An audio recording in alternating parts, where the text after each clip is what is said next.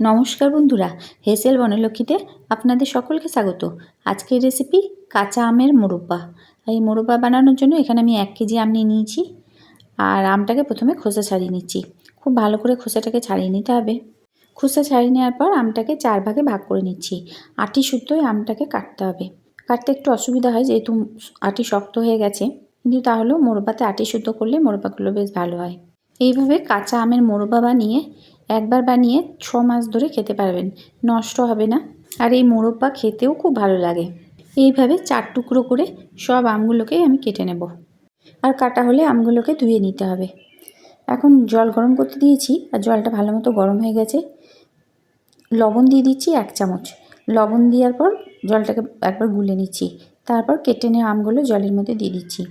লবণ দিলে আমের টক ভাবটা অনেকটাই চলে যাবে, তার জন্য লবণ দিয়ে একটু সেদ্ধ করে নেব। খুব বেশি সেদ্ধ করলে কিন্তু গলে যাবে। জাস্ট 2 মিনিট একটু ফুটিয়ে নেব। এখন আমটা 2 মিনিট ফুটিয়ে নিলাম, একবার চেক করে নিচ্ছি। দেখুন নরম হয়ে গেছে। এর থেকে বেশি যদি নরম করা হয় তাহলে কিন্তু আমগুলো গলে যাবে আর মোরব্বাগুলো গোটা থাকবে না। তার জন্য গ্যাসটা বন্ধ করে দিলাম আর জল থেকে আমগুলোকে তুলে নিচ্ছি। সব আমটা তোলা হয়ে গেল। এতে আর একটুও জল নেই। এখন এর মধ্যে দিচ্ছি চিনি। এখানে আমি 750 গ্রাম চিনি দিলাম। 1 কেজি আম, তার জন্য 750 গ্রাম চিনি দিলাম। যতটা পরিমাণ আম ততটা পরিমাণ চিনি মোরব্বাতে লাগে। যেহেতু আটি আর খোসা মোটামুটি 250 গ্রাম বাদ গেছে, তাই 750 গ্রাম চিনি এখানে দিলাম। গ্যাস কিন্তু জ্বালাইনি। চিনিটা খুব ভালোভাবে মিশিয়ে নিচ্ছি।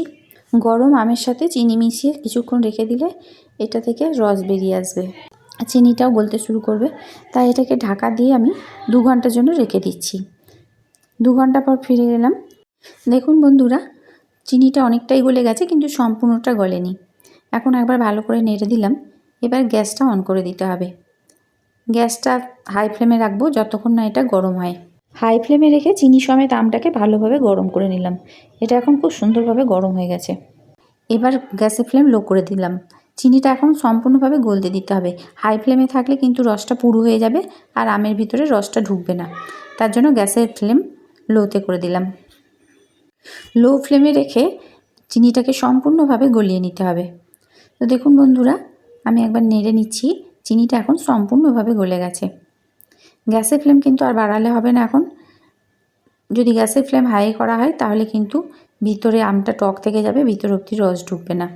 এখন এটাকে আবার ঢাকা দিয়ে লো ফ্লেমে 20 মিনিট মতো ফোটাবো। দেখুন বন্ধুরা, 20 মিনিট ফুটিয়ে নিলাম। আরেকবার নেড়ে চেড়ে দিচ্ছি। এখনও রসটা অনেকটাই পাতলা হয়ে আছে, আমের ভিতরে অনেকটাই রস ঢুকে গেছে। একটু দিয়ে দিচ্ছি গ্রিন ফুড কালার। কালারের জন্য দিলাম, এটা না দিলেও হবে।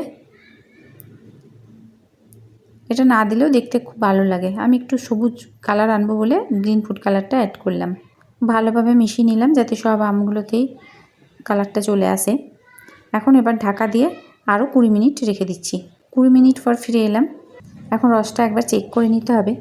রসটা চ্যাটচ্যাটে হয়ে গেছে, কিন্তু এই অবস্থায় যদি নামিয়ে নেওয়া হয় তাহলে কিন্তু মোরব্বাটা বেশি দিন টিকবে না।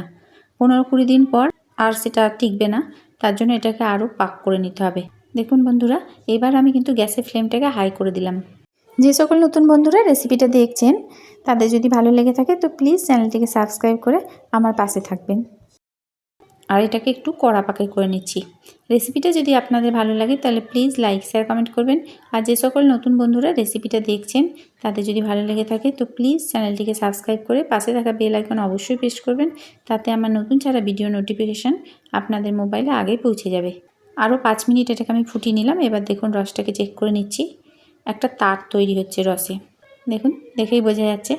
আর মোরব্বার ওপরে একটা ফেনা সৃষ্টি হয়েছে, দেখুন দেখেই বোঝা যাচ্ছে কেমন ফেনা তৈরি হয়েছে। এখন মোরব্বাটা হয়ে গেছে। গ্যাসটা এখন বন্ধ করে দিলাম। এটাকে ঠান্ডা করে কাচের বয়ামে ভরে রাখলে অনেক দিন ধরে খাওয়া যাবে। তবে কাচের বয়াম থেকে মোরব্বা বার করার সময় কখনোই ভিজে চামচ ভরবেন না, চামচ শুকনো ভরবেন।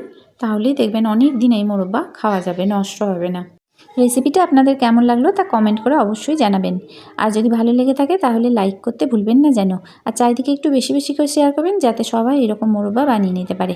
সমস্ত রেসিপিটি দেখার জন্য হেসেল বনলক্ষ্মীর তরফ থেকে অসংখ্য ধন্যবাদ।